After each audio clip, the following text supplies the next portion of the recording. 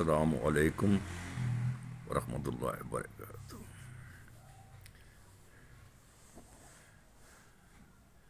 یہ میں آج اس وقت کی بات کر رہا ہوں جب ہم نئے نئے سروس میں گئے تھے، تو شاید مجھے پکا یاد نہیں ہے، میرا خیال 1 سال یا 2 سال میری سروس تھی۔ تو میں بھی اپنی رجمنٹ کی طرف سے کراس کنٹری دوڑ رہا تھا اور ایک جیولن تھرو میں تھا۔ تو ہمارے نزدیک ہی وہ رجمنٹ تھی جس میں دونوں بھائی پاکستان کلر ہولڈر تھے، خالق اور مالک۔ خالق جو تھا وہ بڑا زندہ دل سا آدمی تھا،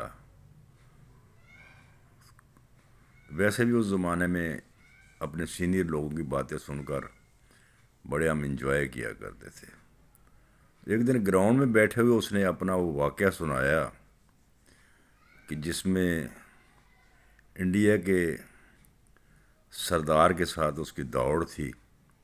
اور جب وہ کہتا ہے کہ میں جلے ویکھیا انہوں کہ بس میرے کو وہ نکل جائے گا آگے، تو میں اچانک اس کے پاؤں کے اوپر رننگ شوز مارا، یعنی اپنا پاؤں اس کے پاؤں پر رکھ دیا، وہ زخمی ہو گیا، لیکن پھر بھی وہ دوڑ جیت گیا۔ یہ شاید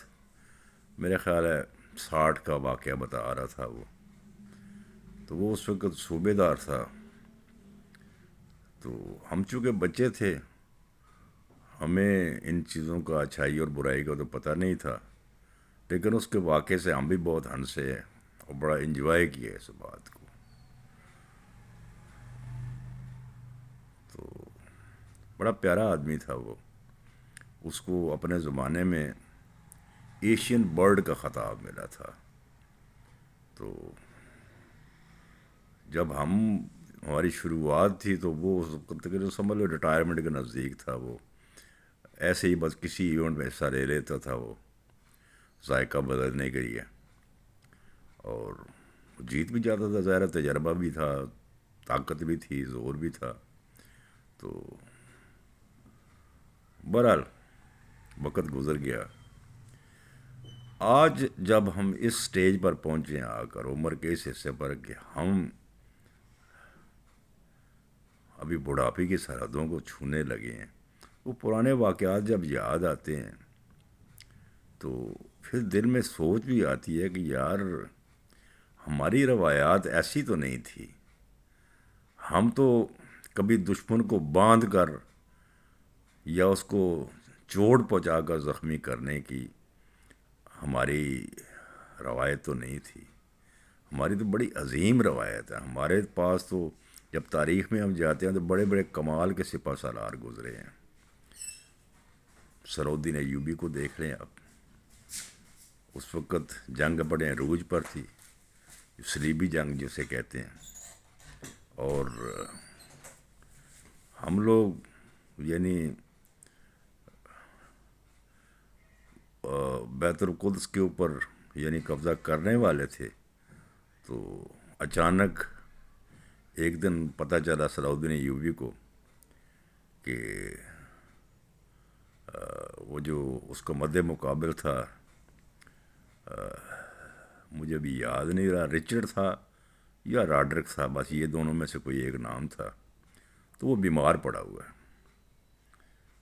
تو ہم نے پڑھا کہ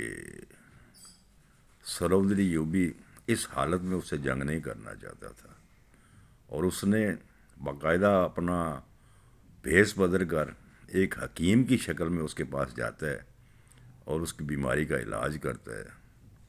اور علاج کر کے اس کے بعد جب وہ صحت مند ہو جاتا ہے تب اس کے اوپر حملہ آور ہوتا ہے۔ یعنی کتنی عظیم، کتنی زبردست روایت تھی آپ۔ تو خود ہی آپ سوچ لیں، اگر اپنے حریف کو کمزور کر کے یا اسے باندھ کے یا اسے زخمی کر کے اگر آپ جیت بھی جائیں اگر آپ مثال کے طور پر جیت بھی جائیں، ٹھیک ہے جیت تو آپ کی ہو جائے گی، لیکن اگر آپ کے اندر کوئی ضمیر نام کی چیز ہے، اگر ضمیر تھوڑا سا بھی زندہ ہے، کئی لوگ تو ہوتے ہیں نا جن میں ضمیر ہوتا ہی نہیں ہے، تو اگر آپ کا ضمیر تھوڑا بھی زندہ ہے تو وہ یقیناً آپ کو وہ کچوکے لگاتا رہے گا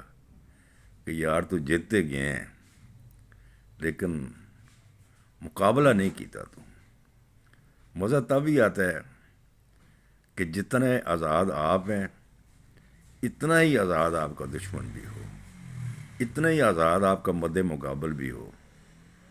پھر اس سے آپ جیتیں تو یقیناً آپ کی روح کو، آپ کے دل کو، آپ کی ہر چیز کو خوشی ہوگی۔ لیکن اگر آپ اس طرح باندھ کے یا بندھوا کے کسی سے اس کو جیت بھی جائیں گے تو وہ جیت نہیں ہوگی، وہ ہار ہی ہوگی آپ کی۔ بہرحال مجھے ایسے بیٹھے بیٹھے پھر میں نے بتایا نا کہ ایج کے اس حصے میں کئی پرانی باتیں یاد آ جاتی ہیں، تو وہ بات جب یاد آئی تو مجھے اس سکھ کا بھی یاد آیا۔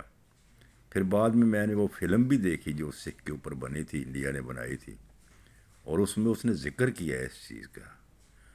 اگر آپ نے خالق صاحب اگر اس کو رننگ شوز نہ مارا ہوتا، پتہ نہیں مجھے آپ حیات ہیں یا دنیا سے جا چکے ہیں، تو یقیناً آپ کا اچھے لفظوں میں ذکر کرتا وہ، لیکن اس نے کئی آپ کے خواص تو اچھے بیان کیے، جیسے آپ غصے والے تھے، آپ زبان کے تیز تھے، آپ ہاتھ پاؤں کے تیز تھے، لیکن اس کا ذکر اس نے اچھے طریقے سے نہیں کیا کہ جس میں آپ نے اس کو شوز مارا، رننگ شوز مارا اس کے پاؤں کے اوپر، لیکن اس کے باوجود وہ فلم میں انہوں نے دکھایا کہ وہ گرتے گرتے جیت گیا۔ تو اگر آپ ایسی جیت حاصل کریں گے نا تو یقیناً آپ کا دشمن بھی آپ کی قدر کرے گا، لیکن اس طرح کہ اگر جیت کسی کو زخمی کر کے یا گرا کے آپ جیت جائیں گے تو جیت نہیں ہوگی، وہ ہار ہی ہوگی آپ کی۔ اور وہ میرا خیال تاریخ میں یہی ذکر ہوگا کہ وہ آپ ہار گئے، جیتے نہیں۔ السلام علیکم ورحمۃ اللہ وبرکاتہ۔